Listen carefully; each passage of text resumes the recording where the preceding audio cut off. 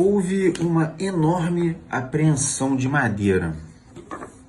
E ali, se o senhor ministro ele fez uma inversão, tornou legítima a ação dos criminosos, e não do... O delegado responsável por isso, que era o superintendente do Amazonas, ele teve um problema com o Ricardo Salles, ministro do Meio Ambiente. O senhor ministro, ele deu várias entrevistas criticando a operação. Aquele condenado por alterar mapas em favor de mineradoras, quando era secretário do Meio Ambiente do Geraldo Alckmin, em São Paulo. Então o ministro do Meio Ambiente foi lá nessa grande apreensão de madeira, olhou para a madeira e falou assim: nossa, aqui tá tudo legal, pode liberar. Assim.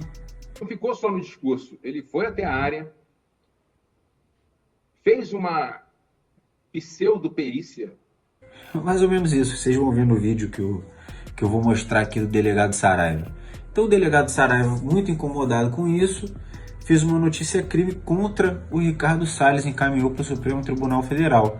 O que aconteceu com o delegado Saraiva? O delegado Saraiva foi retirado do cargo que ele estava de superintendência, onde ele fez isso, pelo delegado, que é o diretor-geral da Polícia Federal, Paulo Maurino. Paulo Maurino entrou outro dia na direção da Polícia Federal, amigo próximo do Bolsonaro, quando o Bolsonaro fez aquela dança das cadeiras, já visando se defender por todos os lados aí das acusações que surgem contra ele, que vão levar o Bolsonaro à prisão, podem acreditar nisso. Paulo Maurino entrou na direção-geral da Polícia Federal através dessa dança das cadeiras e agora já está aí pagando seu pedágio, fazendo seu serviço para Jair Bolsonaro, ao afastar o delegado Saraiva, que realiza um ótimo trabalho, porque ele foi chamado por aquelas comissões lá, né, para apurar o que ele estava fazendo, o que tinha acontecido lá. Eu acho que eles acreditaram, queriam intimidar o delegado, mas não foi o que aconteceu. O delegado colocou todo mundo no bolso.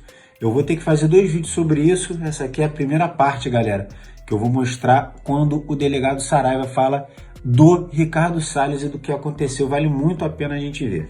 Vamos conferir aí. O senhor ministro, ele deu várias entrevistas criticando a operação, colocando em dúvida a operação, que já era uma coisa muito ruim para a credibilidade do trabalho, que nós tínhamos absoluta certeza da lisura e do acerto técnico da operação, mas isso era uma coisa que bastante complicado. Assim que faz o ministro do Meio Ambiente se posicionar contrariamente a um trabalho que está sendo feito em prol do meio ambiente, já é ruim, mas nem por isso pode ser, de fato, né? Pode ser que alguma coisa possa ser melhorada aqui e ali. Ocorre que não ficou só no discurso, ele foi até a área, fez uma pseudo-perícia de 40 mil toras, olhou 2 e disse que conferiu, que a princípio estava tudo certinho, que as pessoas apresentaram escrituras. E uma semana depois, voltou lá, marcou a data para voltar lá, e que aquelas pessoas apresentariam a documentação necessária. É de se frisar que desde o ano passado, desde novembro, dezembro, a gente vem de forma insistente solicitando acesso ao processo administrativo no órgão ambiental lá do Pará, na SEMAS do Pará, e sem sucesso. Na semana seguinte, quando esses documentos foram reunidos lá em Santarém e ele indicou um prazo de 1 semana para a conclusão das perícias, que a madeira já estava estragando, inclusive apontou para uma placa de uma madeireira do lado de madeiras, enfim, que segundo ele estava tudo certo. E quando nós recebemos esse material, isso foi feito na quarta-feira, só chegou para a gente lá em Manaus, não havia avião, chegou só de barco, chegou no sábado de madrugada, começamos a trabalhar no próprio sábado. E quando eu vi aquele conjunto de documentos, que foi uma reunião organizada, ou pelo menos com a participação direta do ministro do Meio Ambiente, e quando aquilo se mostrou uma fraude imensa, onde se buscava iludir a autoridade policial, eu entendi por o correto encaminhar notícia-crime ao Supremo Tribunal Federal apontando aquele fato. Além dessa questão fundiária, que é gravíssima, gravíssima, e aí eu acho que a Comissão de Legislação Participativa tem muito a... Vocês conseguem entender a magnitude disso? O ministro foi lá, fez aí o que o próprio declarante, o delegado, denominou como pseudoperícia de 40 mil toras. Então, o nosso ministro de governo do meio ambiente, que outro dia estava de pires na mão pedindo dinheiro para gringo, queria liberar 40 mil toras, que disse que combinou para entregar as escrituras, a documentação relacionada a essa madeira, e que quando chegou lá no dia combinado, 70% dessa madeira não foi nem reclamada. Ele vai falar isso. E apresentou uma documentação fraudulenta, dando um prazo de uma semana para que fosse analisado aquele mundaréu de coisas, pois a madeira estava estragando, que também é mentira. E se vocês repararem ali no que o delegado disse, ele falou que o local que eles estavam lá só tem acesso de barco. Então você imagina a demora que você leva para você poder concatenar qualquer trâmite burocrático.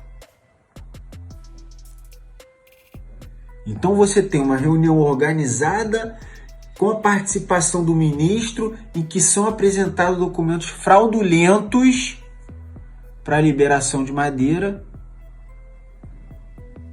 E o que esse bom policial ganhou? Um bom policial. Delegado da Polícia Federal, delegado de Saraiva, o que ele ganha?